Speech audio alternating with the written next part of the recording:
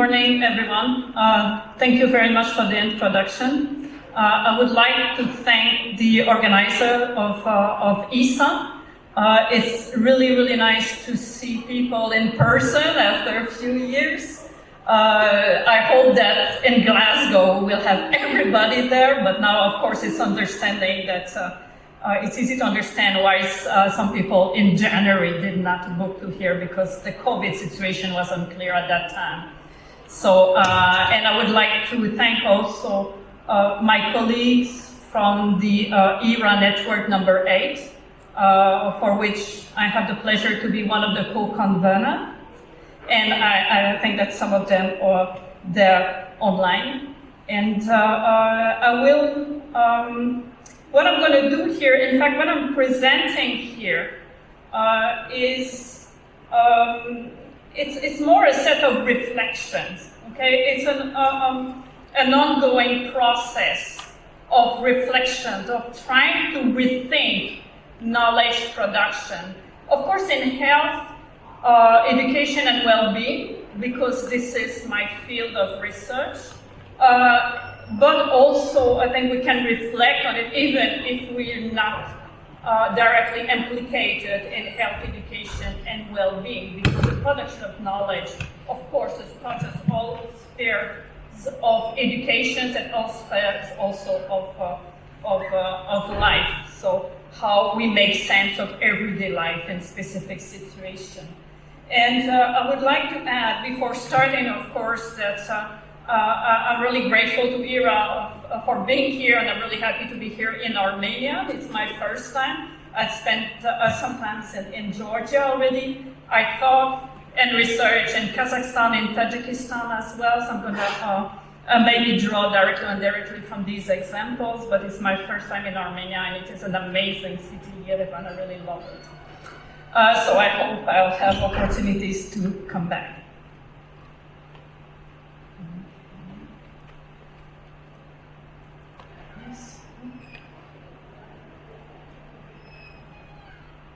So the key points I want to cover today, and they may not be exactly in that order, and I hope that after we can have some discussions, because of course building knowledge, it's a collaborative project, but thinking about how we co-produce knowledge, of course, has to be a collaborative project, okay? We have to think about novel ways to really be able to deal with today's global realities, and I'm gonna share some later.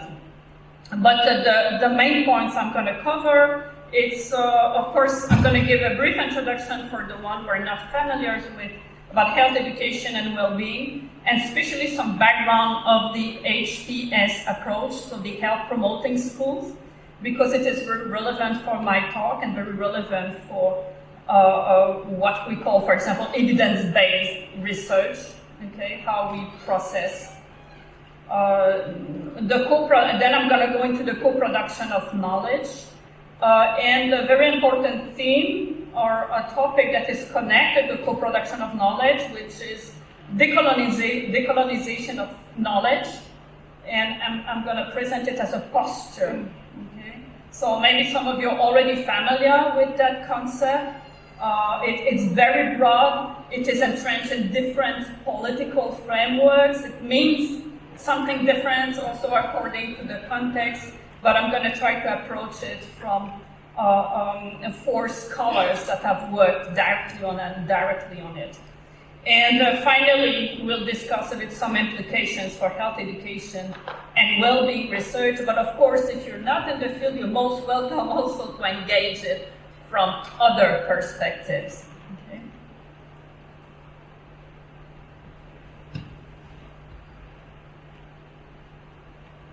So first, when we talk about global challenges, so talk about global challenges and the call for co-production of knowledge in health promoting school, health education, and well-being. Okay, we did talk yesterday in one of the keynotes about the different global challenges and in the future of education and how we need to foresee, even if the models are far from being perfect.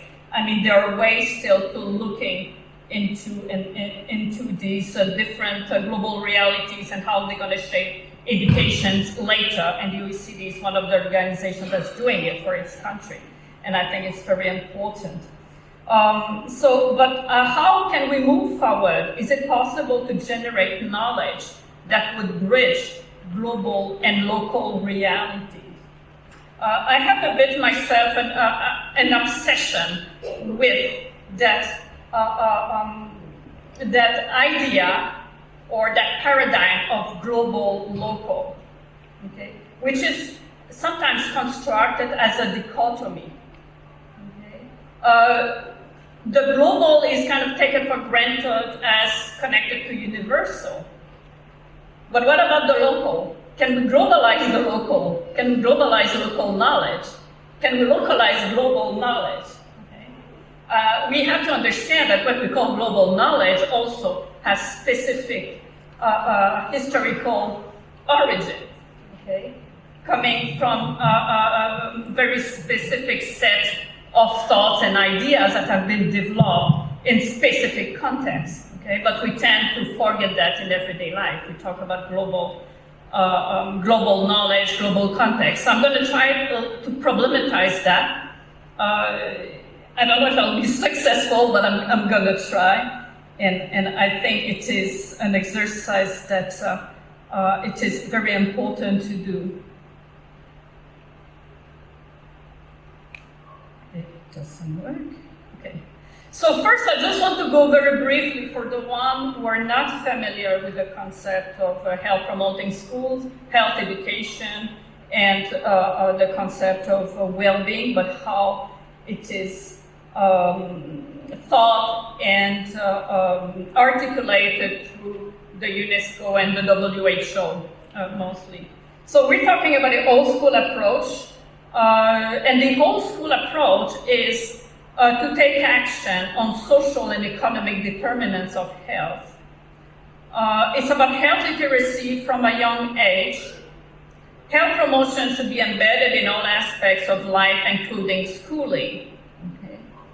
And it involves strong principles of collaboration, advocacy, and empowerment. It's all about social justice. And that was put forward first in the Ottawa Charter in the 80s as the fundamental conditions of health, and addressing very strongly the determinants of health, the social determinants of health. And school was targeted as one of the locations where these principles should be implemented. So it's about peace, shelter, education, food, income, a stable ecosystem, sustainable resources, social justice, and equity. This is the mapping of the Ottawa Charters. There were other documents later, and other agreements signed, but the Ottawa Charters remains up to today really the most important document. Okay. So, and now I want to move on very briefly to the WHO health promoting schools and indicators and global standards. There have been collected over the past few years, but they became available and published last year in 2021. These are massive documents, really, really important guidelines to how to implement the health promoting schools at the global scale, so everywhere in the world. There are a series of standards, series of indicators. There are guidelines, of course, on how to implement them in the different school contexts, taking into consideration the different types of environments. Okay? So this is already an extremely important work, I mean, for the implementations of health promoting schools, because now there is a formal a set of formal documents and formal guidelines of standards and indicators. So how the WHO understands the HPS is The concept of HPS embodies a whole school approach to promoting health and educational attainment in school communities, but capitalizing on the organizational potential of schools to foster the physical, social, emotional, and psychological conditions for health as well as for positive educational outcomes. Okay? It doesn't mean that it's a new health promoting schools are a new project or new endeavors. As I mentioned, talking about health promoting schools from the Ottawa Charter. So we have seen the implementations of health promoting schools in Europe, in almost everywhere. For example, through the School for Health in Europe will be extremely important, and they are key actors in implementing these systems. So let's look a bit at the WHO key characteristics of the pillars of the HPS. Okay. So first we're talking about healthy schools policies. Of course, policies is central into it. And I will discuss a little bit better after how, in fact, when we talk about a very strong focus on governance, it's maybe a strength, but it's maybe also a problem in different settings. Okay? And that will show maybe a bit of the limits of the projects. So healthy schools, social environments, healthy physical schools environment, health skills and education, links with parents and the school community, access to school health service. Okay, these are the pillars, and in the pillars you have different standards. There are 8 standards altogether, and you have a long series of indicators. So there's a very high reliance on governance. That reliance may be taken for granted if we talk about most, maybe not all, but of European countries, or if we talk about what we call the North. I'm going to use that concept later, the North and the South. However, it may be a little bit more problematic in other settings. So the standards, indicators, and implementation must be evidence-based and data-driven. Okay, this is very important in the documents, and if you look at the WHO documents, they come back again and again and again with that requirement. Okay.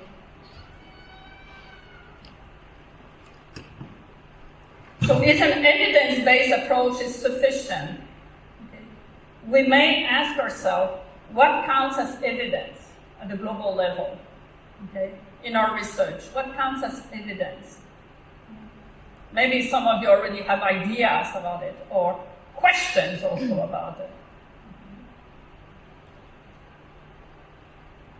So first, I'm going to go through some of the challenges that you all know already that we're going through, that at the global level, the global realities, and try to look at how health education and well-being can be investigated through them, but how also we can point to some of the limitations of the HPS, but how we can work with it as well. Okay. So one of them, and I'm not going to talk too much about COVID. I'm not going to talk about COVID. I had the slides, but I took it off because we talked a lot about COVID. But I may come back to it after.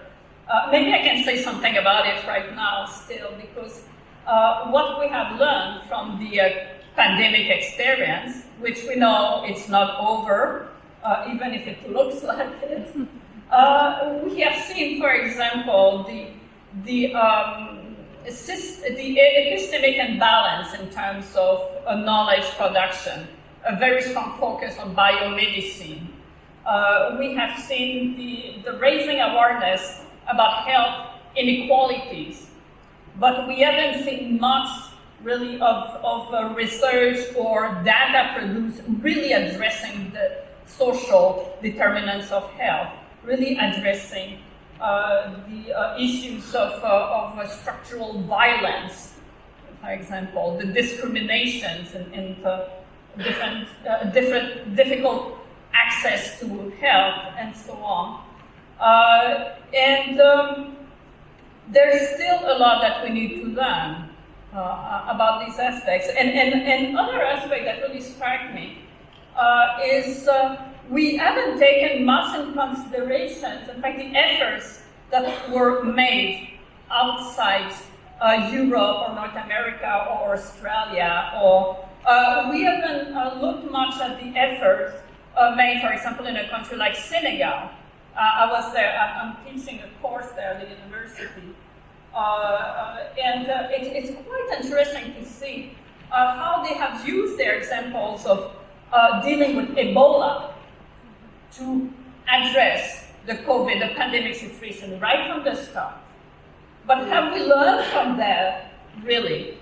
We haven't paid much attention. The person, yeah, there's some form of success, but there was not real engagement. Maybe there were, but I haven't seen it at the global level. And there are other locations also, other places that were also successful or brought different measures, and they worked for the populations, but we didn't necessarily hear about them. Okay?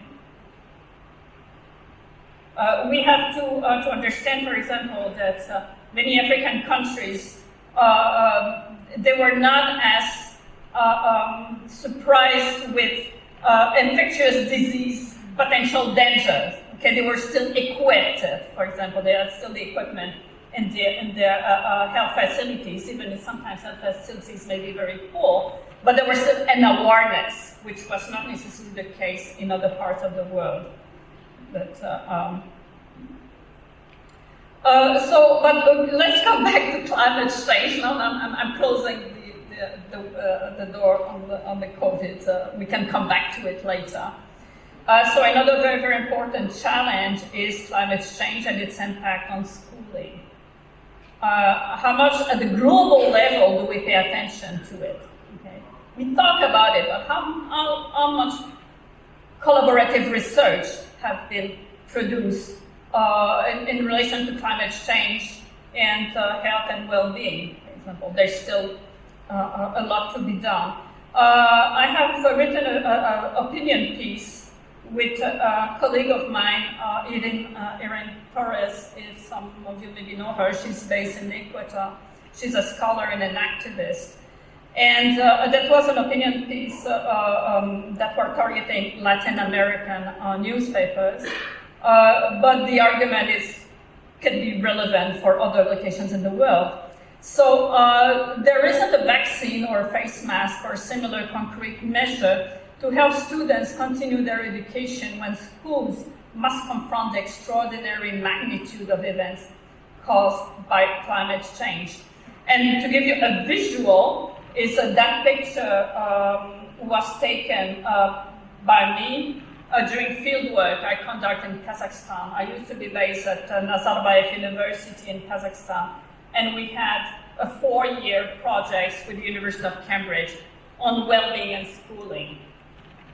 And this is one of the schools where we did conduct field work, where the ground level, because of climate change, I mean the ground level, the groundwater, as we call it, is permeating the soil. It's very difficult even to walk, about 10 months a year now. And you see kids have to go to school with long boots. And that was the picture of a kid that was stuck in the mud. And then there's that staff who came and pulled her up. So the kids every day, they have to go schooling in that type of environment, okay? And of course they live in the environment because the school is the center of the community. So you may imagine when you're a scholar, wherever you're based, even if you're based in the same country, and you walk into that school, and of course, full of mud, and you dare to talk about well-being with students and teachers. Okay? They have a lot to say about it, but where do you start? Okay? How do you address issues as health, education, and well-being where you see these kind of conditions? Okay? So this is where we have to learn. Okay? We have to learn with from their resilience, but also how themselves are trying to cope with that situation. Okay? And this is what we try to do, but when you're doing research over a few days and try to collect data, you address these issues, but these issues are really important and addressed every day by the people and by the students, okay? And they affect the emotional well-being, they affect their of course, the physical health, and they affect also the way that everyday life they have to cope with academic achievement, with the progress, how they go and study, and so on. So this is where we may see the limitations of the HPS model. Because the HPS model tend to see schools as being able to provide a sustainable environment for the children, being able to put in place specific practices, being able to create a safe environment for the children.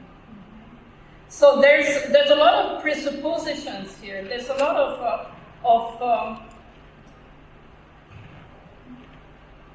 of responsibilities put to the schools.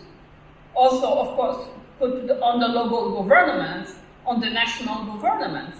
But here we're talking about extraordinary circumstances that are part of ordinary circumstance of the people. Okay, and of the students. So can we take for granted that schools have the capacity to protect the health and well-being of students? This is one example. I'm just asking questions here. I certainly don't have the any prescriptions or solutions. Okay, these are just questions. Another, of course, global realities are conflicts and wars. Conflicts and wars, of course, it's not new. But how HPS be implemented in such context?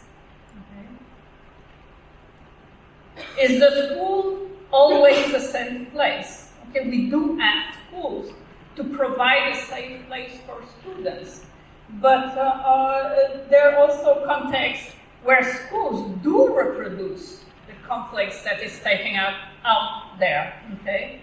We look, for example, into ethnic conflicts, okay? We look into any situations of trauma involving different groups, okay? When the kids are in school, sometimes we will have the reproduction. Sometimes the school will help protecting, will provide the safe schools, but sometimes it will just exacerbate the situation. We have seen that, and it has been well documented in Rwanda. I did research myself in Tajikistan on the memory of schooling during the Civil War, which took place in the 90s. And in my research, my findings were quite different because the school was the only safe place.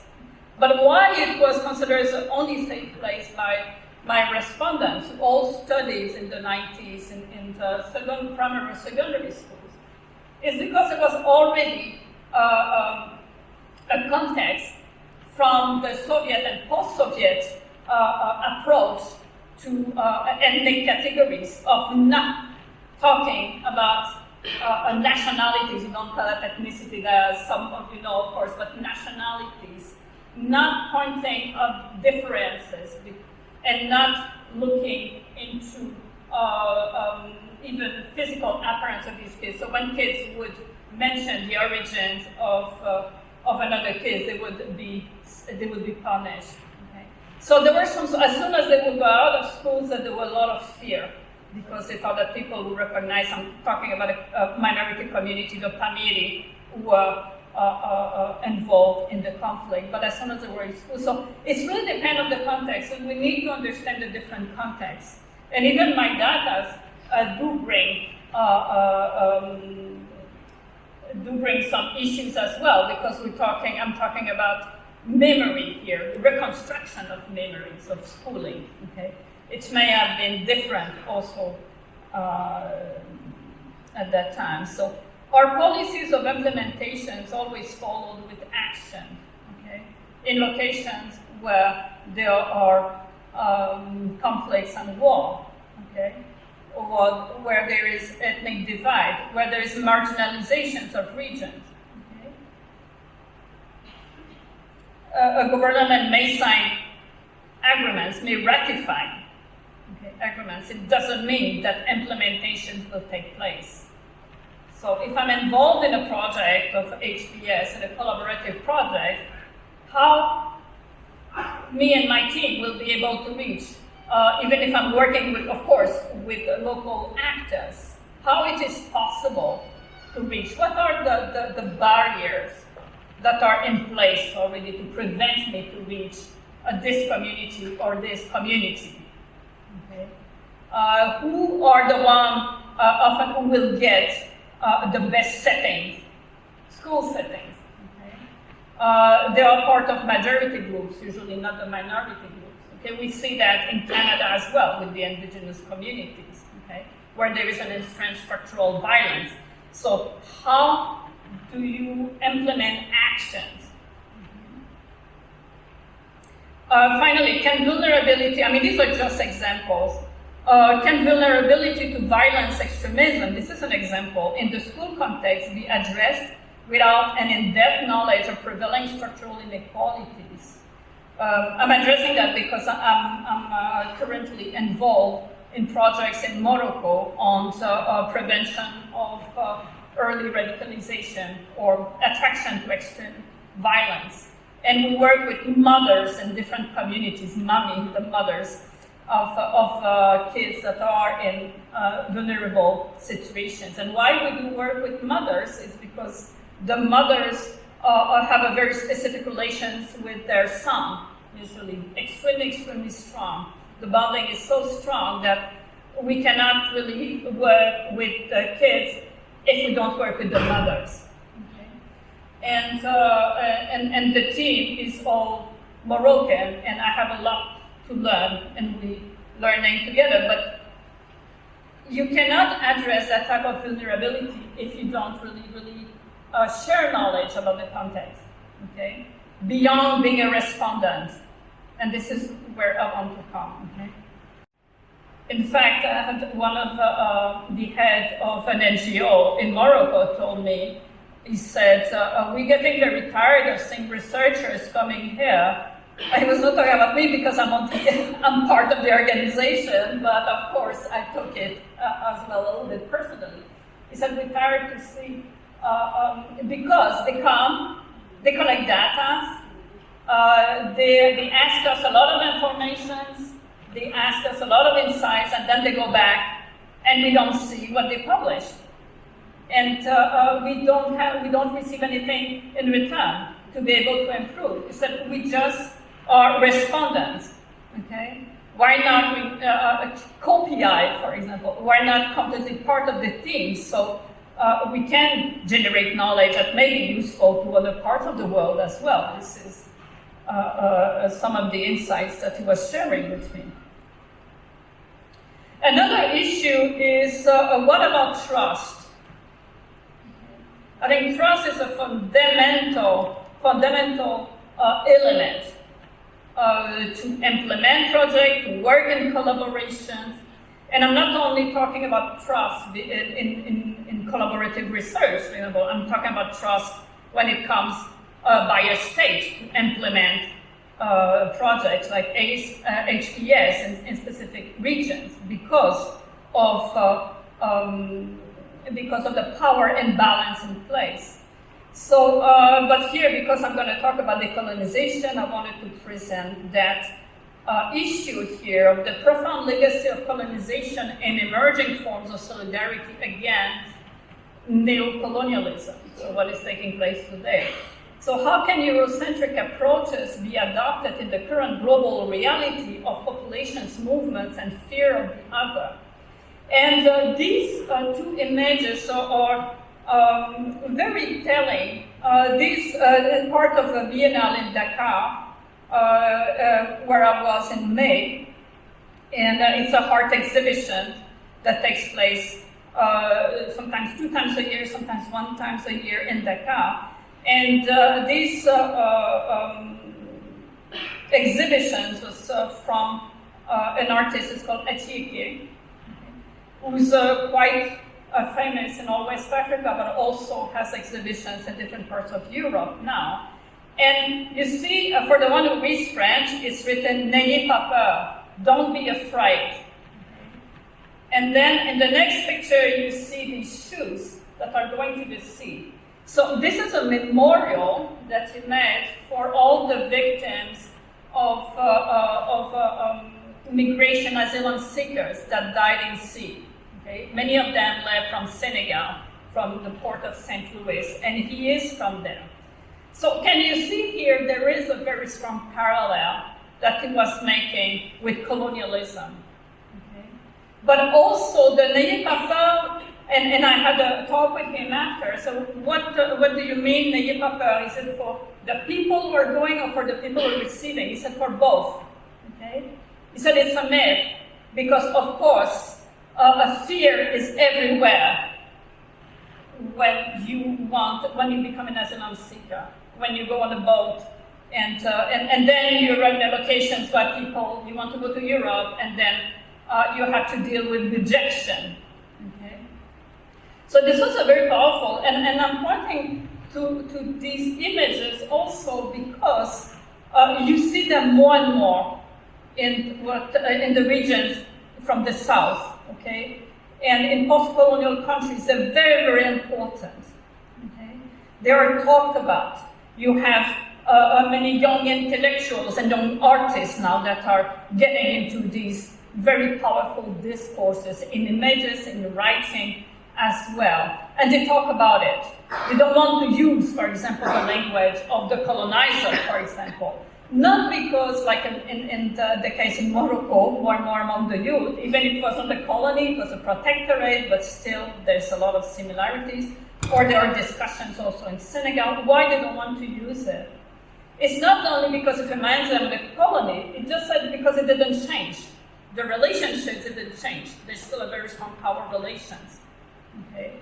So, and it's the idea that when they want to visit or they want to migrate, then they feel systematically discriminate, or they feel their people being discriminated. So for me, it's part of the larger context, okay, for how we address collaborations, but how, as organizations, for example, like the WHO or the UNESCO or the OECD doesn't work in Africa, but still, when they provide guidelines, okay, they are associated with a specific discourse that is connected to neocolonialism. Okay, there's a lot of sarcasm also about this.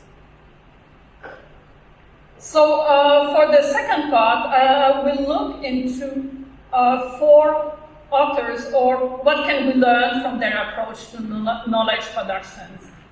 So now I'm going to go more into the co-production of knowledge and into the discourse of decolonization of knowledge. I mean, there are a really large array of authors that have worked on decolonizations and co-production.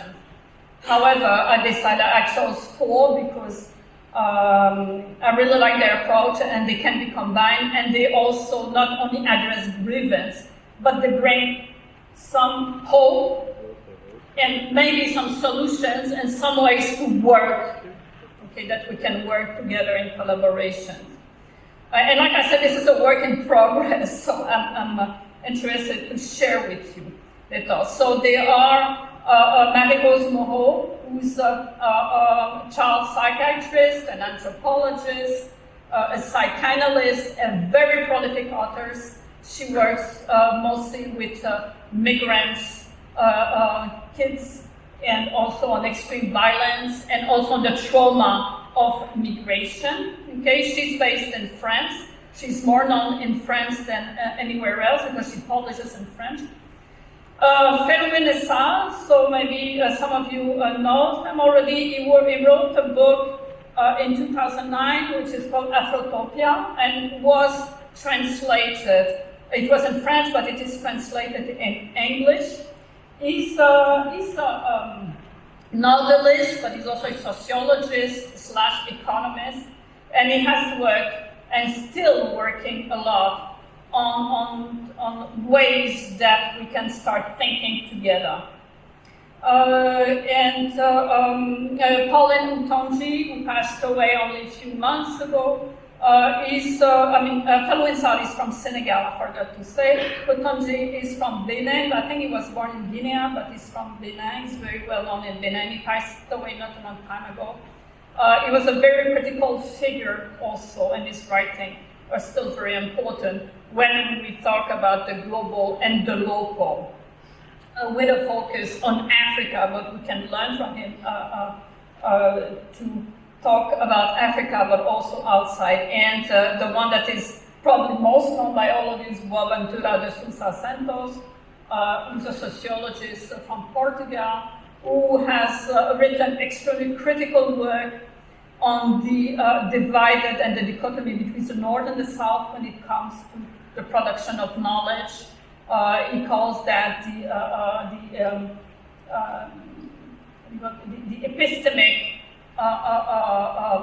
episticide, yeah. And but I will go a little bit deeper. And he wrote two very influential books and many writings, always based on this concept of the epistemologies of the South.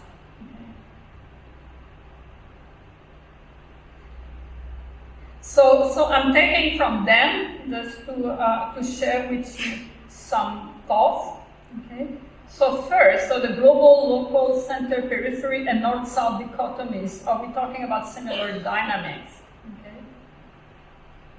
So we're talking about existing power hierarchies that prevent different forms of knowledge to be recognized or even acknowledged.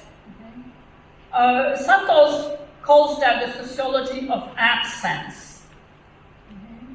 Absence because we just don't hear about these different forms of knowledge, so we cannot engage with them. Okay. He used another term, which is abyssal, which means that knowledge that is seen as non-existent. It's not part of the body of knowledge that we're dealing with. Okay. It is referring, of course, a lot about research. Knowledge is intertwined with self-identification processes.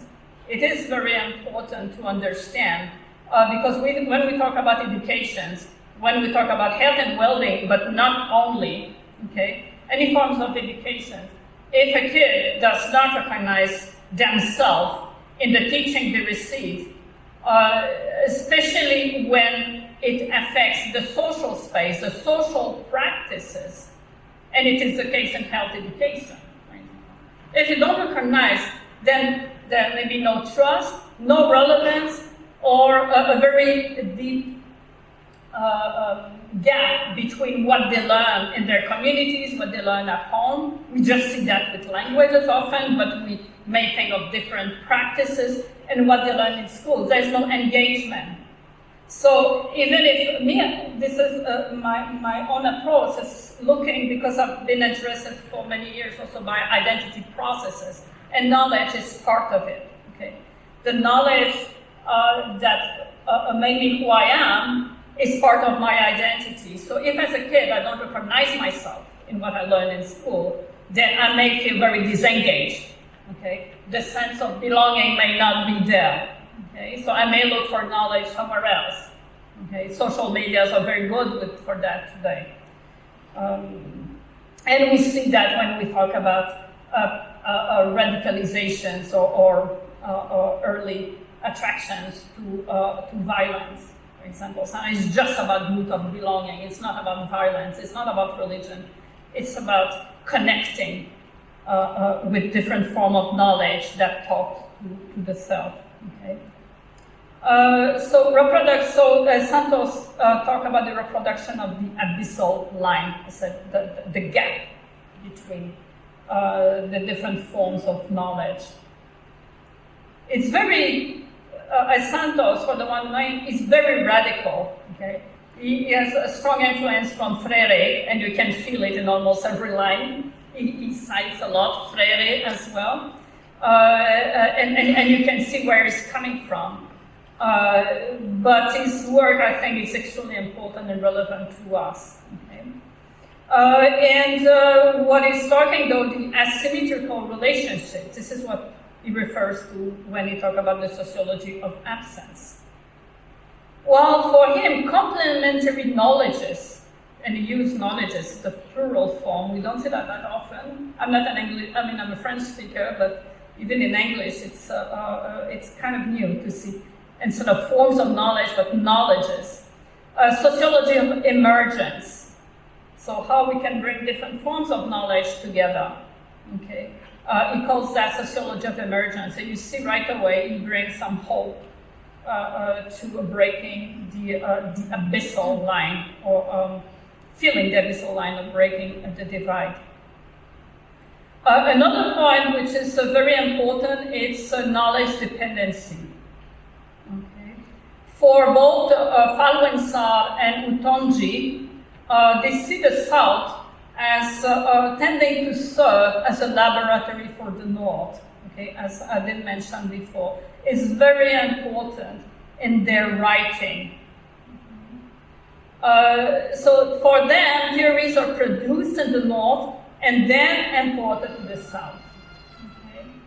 And we see also that with the brain drain of scholars from the South, okay? Or you are from Senegal, like Faucher, he went to study in Paris, got a knowledge that is and approaches are very Eurocentric, but he decided to come back to Senegal, okay? But it's not easy to come back to Senegal because, of course, there's a gap in salaries, the environments are not the same. I mean, the universities are not necessarily as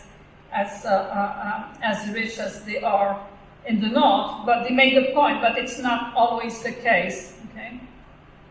So the academia for them, the academia of the South is extroverted.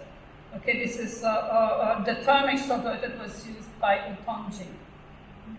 So they're turned to the South. So they're looking for collaborations with other actors. I think I'm already taking too much time. Sorry, I talked too much. And a government from the South would seek expertise from the North. Even institution local knowledge is required. This is Sarr who writes that. Okay. So local experts are not used as much as international experts, even in situations where you really need local expertise. Okay. I'll try to speed up. Santos, what he called sociology of emergence. What is important, what he's saying here, is, like I said, by symbolically enlarging them, the sociology of emergences show that said possibilities are valuable beyond their original context and are therefore credible on as much larger level, sorry for the typo, that is to say, at a macro level, which means that a lot of knowledge that we call local knowledge or traditional knowledge, in fact, can be very important to all of us. They can be part of a body of global knowledge.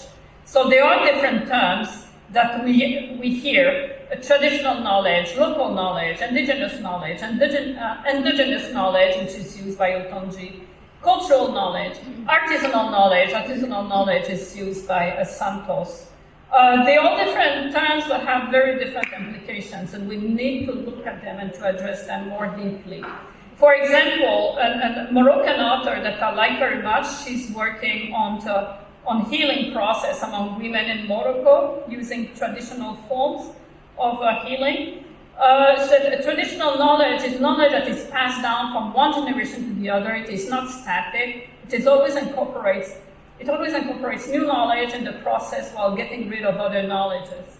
So it's the same for local knowledge. When we talk about tradition, it's not static. We have to be careful with culturalism. It's always transformed, okay?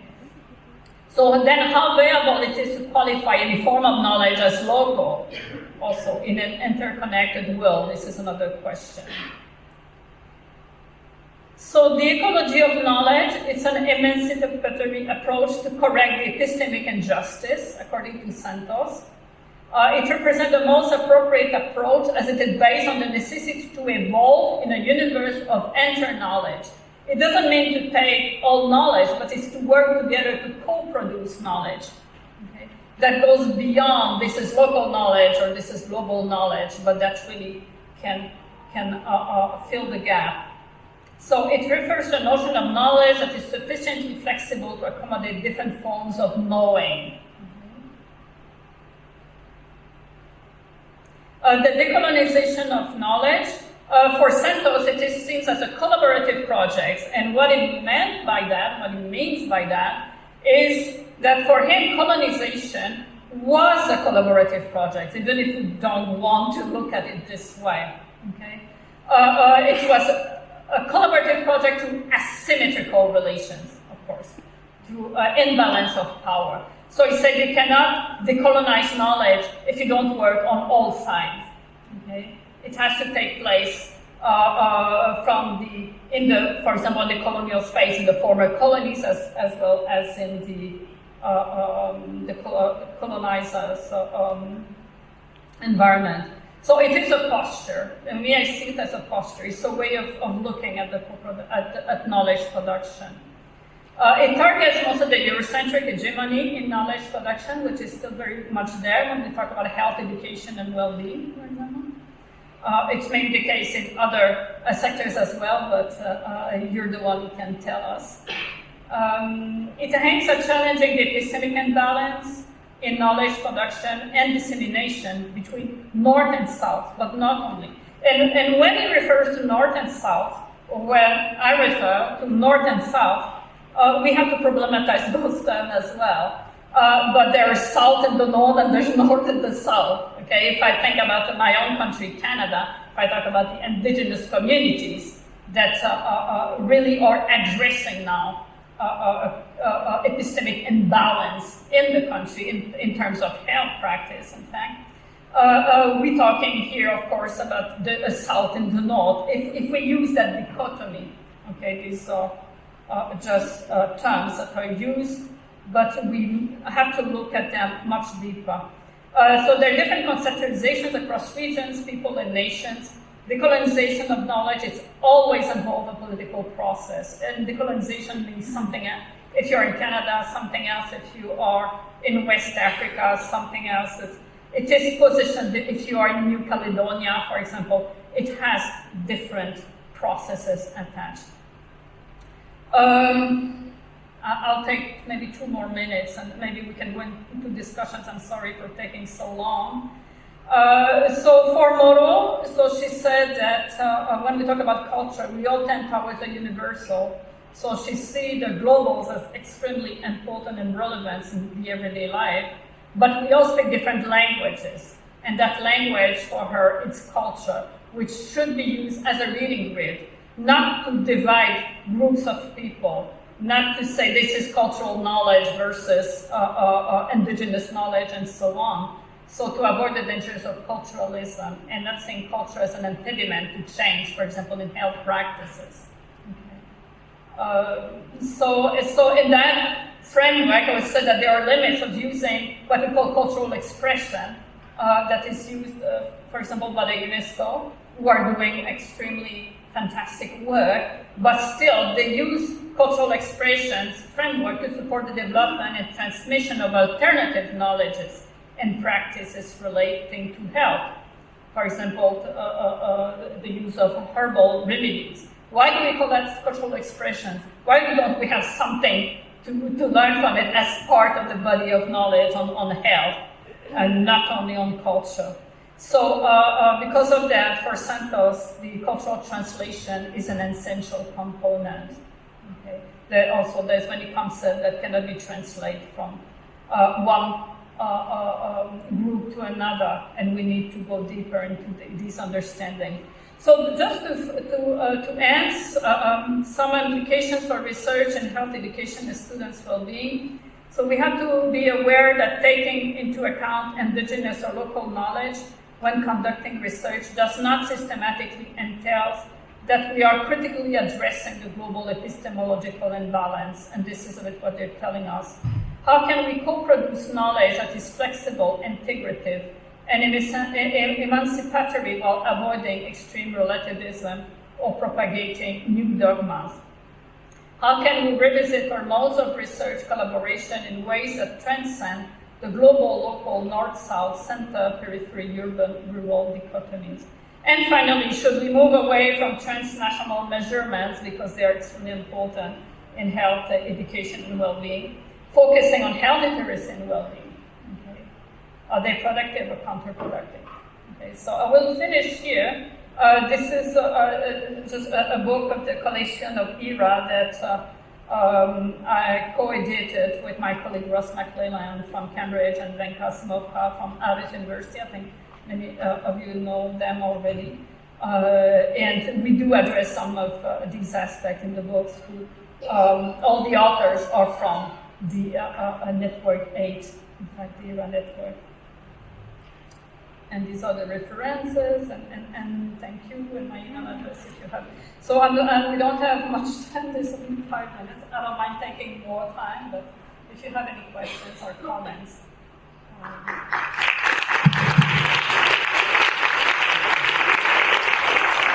If you have any questions, the report is very, very interesting. I like very much. Please, any questions? Yeah. Yeah. I'd like to ask, your report refers mostly to anthropology or philosophy of education. What do you think? It's philosophy of education or anthropology?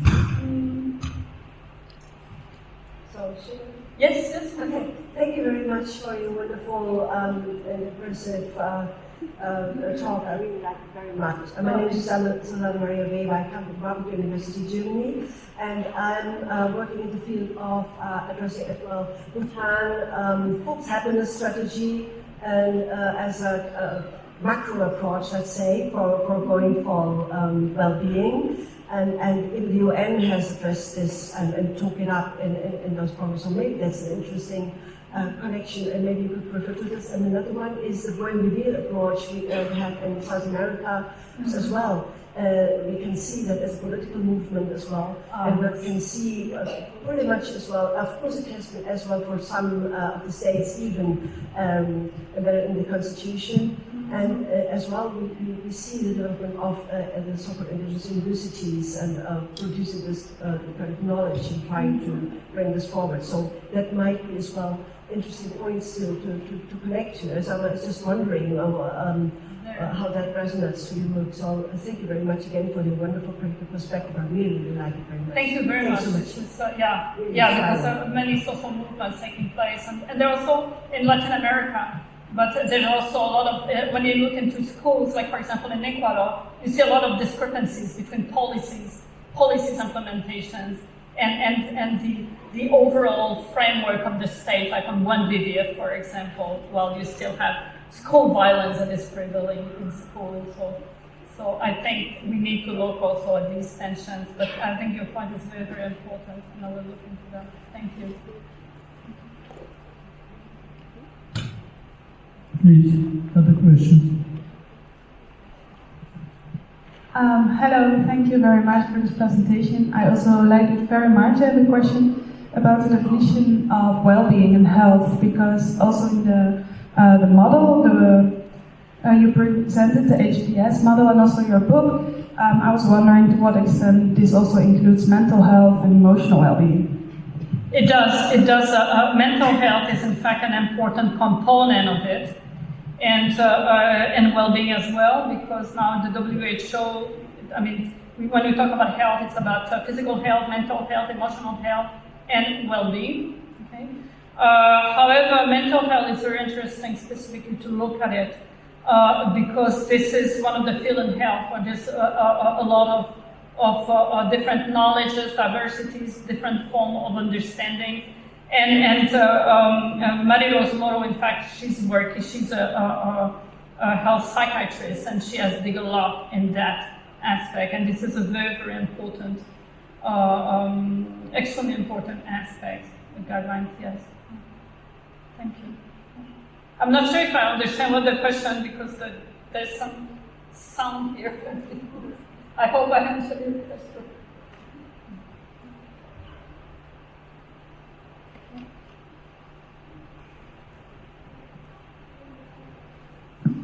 Yeah, hi, I'm Peter Carole from University of Gothenburg in Sweden. I just would like to go back to your first slides and the evidence-based, the question of whether or not health promoting schools could always be evidence-based or start in evidence, because I think that's an important question. Yeah, maybe.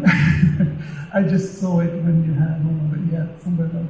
Anyway, the question relates to the relationship between evidence-based scientific knowledge and the local, the traditional, as you talk about, as the emerging perspective. Because I think this is a challenge, and I think that health promotion tends not to listen very well to local and traditional knowledges, or whatever knowledges there is in societies and sub-societies. So, because you did ask that in the beginning, so I would like to just, if you have any comment on it. Yeah. Well, this is one of the fundamental questions and points that it's extremely fundamental and extremely difficult to address.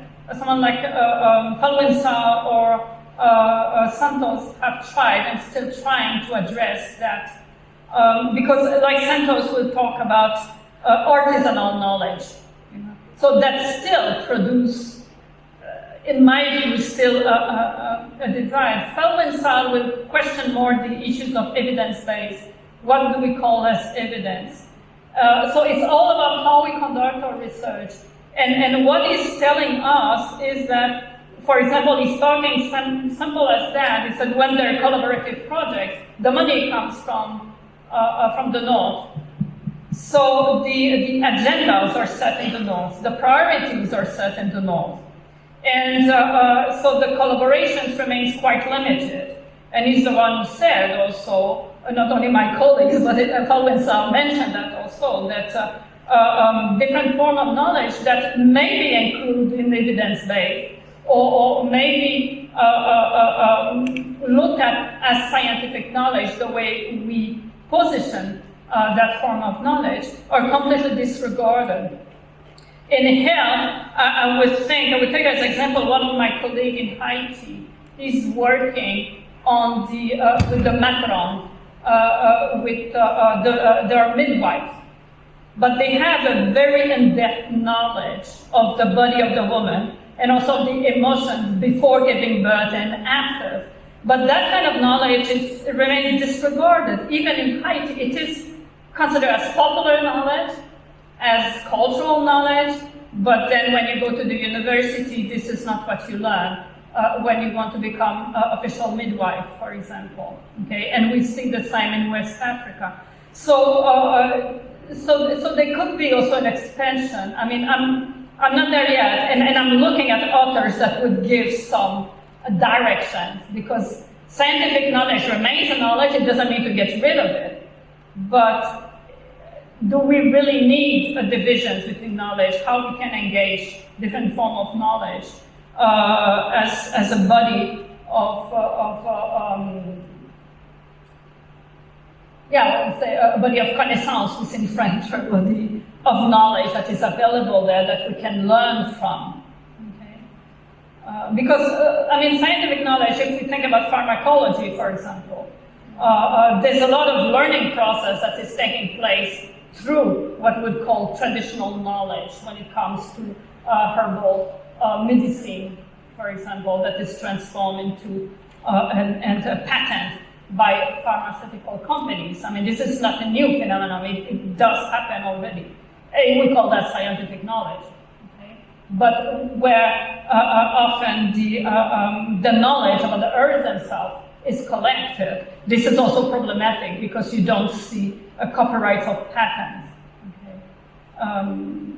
But this is another issue, but it just is the complexity, in fact, of these, of that abyssal line that Santos is talking about may not be as clear because there is a crossover, but we don't see it. Yes.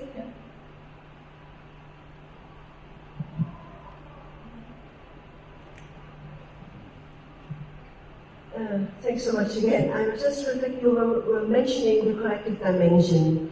And maybe you could elaborate a little bit more on how these different authors you're referring to imagine or refer to the collective dimension, and in which ways do they, I don't know, whether they talk about methodized approaches there, or what is kind of like their ways how they envision collective transformation. I'd be very much interested in that. Thanks so much. Yeah, it's interesting. I mean, the only one who really had addressed that quite deeply is Faucher, actually, because his approach is very, very practical. Maybe because he has a background as economist as well. So he's working a lot and talking a lot about ways of collaborating, okay? Ways of transferring knowledge, ways of sharing knowledge that, according to him, is naturally taking place, but it should take place. And while authors like Santos really address abyssal divides, his approach of the ecology of knowledge is one of the fundamental propositions that he made.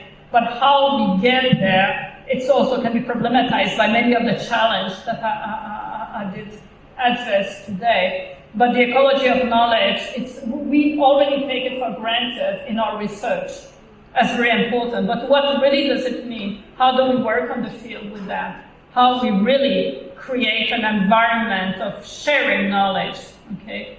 Sometimes remains to be seen. Are we there yet? Okay? Because its proposition may be very optimistic, but we need to work on how we can operate that, how we can make ecology of knowledge operative in our research. Okay? And yes, I'm not sure. We're working towards that, and many of our researchers and many people are working in that direction. But are we there yet? We need new tools, definitely. Yeah, we need new models of conducting collaborative research. Yes. Thank you. Yes.